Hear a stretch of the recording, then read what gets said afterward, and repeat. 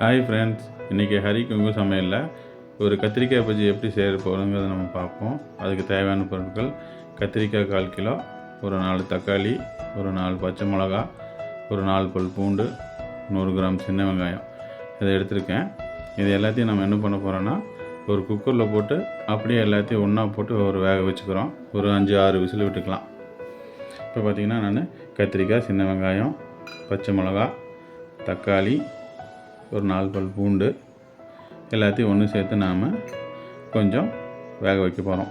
இது பார்த்திங்கன்னா நம்ம கொஞ்சம் மஞ்சள் போட்டு, மஞ்சளும் கல்லுப்பும் சேர்த்து நம்ம முங்குற அளவுக்கு தண்ணி ஊற்றி இதை நம்ம வேக வச்சு எடுத்துக்க போகிறோம். இதுதான் பார்த்திங்கன்னா நம்ம கத்திரிக்காய் பஜ்ஜி செய்கிறதுக்கான ஃபஸ்ட்டு மெத்தடு. பார்த்திங்கன்னா கல்லுப்பு சேர்த்துக்கோங்க. கல்லுப்பு ரொம்ப நல்லது, நல்லா ருசியாகவும் இருக்கும் இதுக்கு. இப்போ கல்லுப்பு சேர்த்து முங்குற அளவுக்கு தண்ணி விட்டுக்குங்க.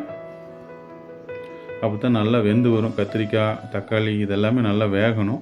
இப்போ பார்த்திங்கன்னா நான் குக்கரில் போட்டு ஒரு 5-6 விசில் விட்டு நான் இப்போ இதையை வேக வச்சு எடுத்துக்க போகிறேன்.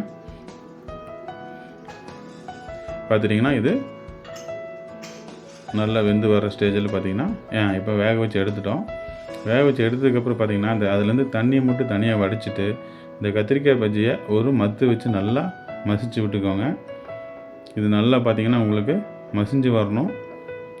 நல்லா மசிச்சு வச்சுட்டு அந்த வடித்த தண்ணி அதுக்கு வேஸ்ட் பண்ணாமல் அது கூட நம்ம சேர்த்துக்கலாம். அது நல்லா டேஸ்ட்டு கொடுக்கும். அந்த தண்ணி வேஸ்ட் பண்ணிடாதீங்க ஃப்ரெண்ட்ஸ். இப்போ பார்த்திங்கன்னா அதை நம்ம அடுத்து என்ன பண்ண போகிறோன்னா, நல்லா கலந்து விட்டுட்டு அதுக்கு ஒரு தாளிப்பு ரெடி பண்ண போகிறோம்.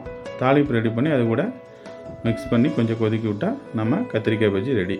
இப்போ பார்த்திங்கன்னா வடை சட்டியில் ஒரு எண்ணெய் வச்சுருக்கோம், ஒரு 50 ml. அந்த எண்ணெயில் கொஞ்சம் சூடானதுக்கப்புறம் பார்த்திங்கன்னா கடுகு போட்டு பொரிச்சிக்குங்க. எண்ணெய் கொஞ்சம் சூடாகட்டும் ஃப்ரெண்ட்ஸ். சூடானதுக்கப்புறம் கடுகு போடுங்க. கடுகு போட்டுக்கோங்க. அதுக்கப்புறம் பார்த்திங்கன்னா நம்ம கடுகு கூட ஒரு 1/4 டீஸ்பூன் ஜீரகம் சேர்த்துருக்கோம். இதில் இது ஒரு டேஸ்ட்டுக்காக தான், கொஞ்சம் குளிர்ச்சியும் கூட. இந்த ஜீரகம் சேர்த்துருக்கோம். இந்த ஜீரகம் சேர்த்து இப்போ எண்ணெய் காஞ்சிருச்சு. இந்த ஸ்டேஜில் பார்த்திங்கன்னா நம்ம தாளிப்புக்கு தேவையான கருவேப்பிலையும் ஒரு வரமிளகாயும் சேர்த்துருக்கேன். ஏற்கனவே நம்ம 4 பச்சை மிளகா சேர்த்துருக்கோம். அதனால் இந்த ஒரே ஒரு வரமிளகா மட்டும் சேர்த்திக்கலாம். சேர்த்து நல்லா லைட்டாக ஃப்ரை ஆனதுக்கப்புறம் பார்த்திங்கன்னா அது கூட கலந்து நம்ம அடுப்பில் வச்சு ஒரு கொதிக்க வச்சு எடுத்து சர்வ் பண்ணோம்னா நம்ம கத்திரிக்காய் பஜ்ஜி ரெடி. இது பார்த்திங்கன்னா இட்லி, தோசை இது கூட எல்லாம் வச்சு சாப்பிட்டிங்கன்னா சூப்பராக இருக்கும். குழந்தைங்களுக்கு, பெரியவங்களுக்கு எல்லாத்துக்குமே பிடிக்கும். கத்திரிக்காய் தனியாக கொடுத்தீங்கன்னா குழந்தைங்களாம் சாப்பிட மாட்டாங்க. அது இந்த மாதிரி கத்திரிக்காய் பஜ்ஜி பண்ணி கொடுங்க, சூப்பராக சாப்பிடுவாங்க. நான் இது கூட சாம்பார் தூள் ஒரு ஸ்பூன் சேர்த்துருக்கேன். இதை தேவைக்கு வேணும்னா சேர்த்திக்கலாம், இல்லைனா அப்படியே கூட சாப்பிட்டுக்கலாம். இது சேர்த்துக்கிட்டிங்கன்னா இன்னும் கொஞ்சம் டிஃப்ரெண்ட்டாக இருக்கும் டேஸ்ட். பார்த்திங்கன்னா நல்லா கொதிக்க வச்சு எடுத்தாச்சு. நாங்கள் இன்றைக்கி இட்லி கூட சேர்த்து சாப்பிட போகிறோம். இது நல்லா டேஸ்டியாக இருக்கும். நீங்கள் தோசை, இட்லி எது கூட வேணாலும் சேர்த்துக்கலாம். இப்போ எங்கள் ஹரி கொங்கு சமையலில் கத்திரிக்காய் பஜ்ஜி ரெடி.